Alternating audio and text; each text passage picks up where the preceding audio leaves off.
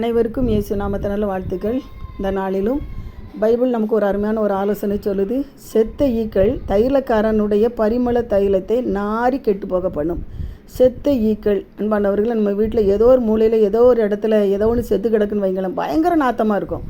அந்த பொருளை கண்டுபிடிச்சி நம்ம அப்புறப்படுத்துகிற வரை நமக்கு நிம்மதி இருக்கிறது. நம்மளால் ஒரு நல்லது ஒரு காற்று சுவாசிக்க முடியாது. அப்படி தானே? அதே போல் தான் நம்முடைய வாழ்க்கையிலையும் இன்றைக்கி நிறைய எத்தனையோ நல்ல குணங்கள்லாம் இருக்கும். நிச்சயமாக மனுஷர்கிட்ட இல்லாட்டி நல்ல குணங்கள் இருக்கும். ஆனால் ஒரு சில கெட்ட குணங்கள், வேண்டாத குணங்கள், முகம் சுளிக்க வைக்கிற குணங்கள், ஒரு ஆண்டவர் அருவருக்கத்தக்க குணங்கள் இருக்கும் என்றால் அதுதான் நம்மளோட வாழ்க்கையில் செத்த ஈ. நமக்கு நாமே தெரியும் நம்மகிட்ட என்ன செத்த ஈ மாதிரி குணம் இருக்குது என்றது நமக்கு தெரியும். அன்பானவர்கள், எனக்கு சிலரை பார்த்திங்கன்னா அந்த மனுஷன் ரொம்ப அருமையான மனுஷன், என்ன ரொம்ப கோபக்காரன்ப்பா, கோபப்பட்டானா ஒருத்தனும் சகிக்காது, கோபத்தினால் அவன் குடும்பத்தில் எத்தனை கெடுதலான காரியம் நடந்திருக்கு தெரியுமா அப்படின்னு சொல்லுவாங்க. அதுதான் ஒரு செத்தை. சில பெண்களை குறித்து சொல்லுவாங்க, அருமையான பெண்ணு தான், அருமையான நல்ல பெண் தான், ஆனால் அந்த பெண்ணுடைய நடவடிக்கை சரியில்லையே அப்படின்ட்டு சொல்லுவாங்க. சில ஆண்களை குறித்து சொல்லுவாங்க, அருமையான மனுஷன், என்ன இந்த பொம்பளை விஷயத்தில் கொஞ்சம் வீக்குன்னு சொல்லுவாங்க. கொஞ்சம் யோசித்து பாருங்கள், யூதாசு ஆண்டவரோட உண்டு உறங்கின ஒரு மனுஷன்தான், அவனுக்குள்ளே இருந்த ஒரு பண ஆசை ஒரு செத்தையாக செயல்பட்டதுனால அவனோட வாழ்க்கையே நாரி கெட்டு போக பண்ணிட்டுல. அதே போல் சிம்சோனை பார்த்திங்கன்னா ஒரு அருமையான வாலிபன், ஒருவேளை நசரேய விரதத்தில் பிறந்த வாலிபன் தான், அவனுக்குள்ள ஒரு கண்ணின் இச்சைங்கிற ஒரு செத்தை இருந்ததுனால அவனோட வாழ்க்கையே இன்றைக்கி நாரி போக பண்ணிட்டுல. இன்றைக்கி அன்பானவர்களை நம்ம சிந்தித்து பார்ப்போம், யோசித்து பார்ப்போம். எனக்குள்ளே செத்தை மாதிரி என்ன காரியம் இருக்குது? கோபம் இருக்கா? எரிச்சல் இருக்கா? பொறாமல் இருக்கா? இல்லாட்டி அடுத்தவங்க மேலே எந்த மாதிரி ஒரு கசப்பு வைராக்கியம் இருக்குதா? இந்த செத்தையும் நமக்குள் இருக்கும் என்றால் நிறைய கெட்ட குணம் இருக்குன்னு அவசியம் இல்லை. ஒரு கெட்ட குணம் இருந்தாலும் போதும்.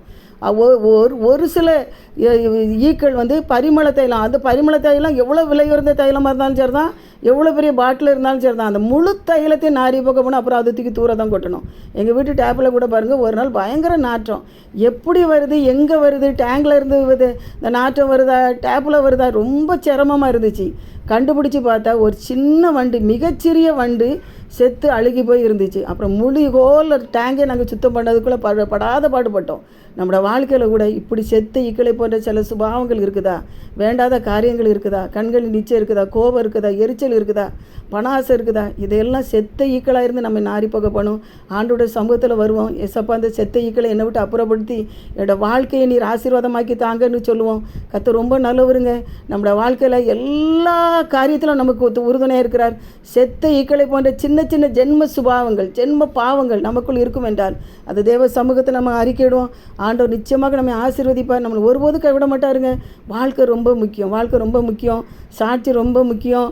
இந்த சாட்சி, நம்முடைய சாட்சி நம்ம தாய் தப்பனோடு அது போகாது, தலைமுறையை பாதிக்கும்.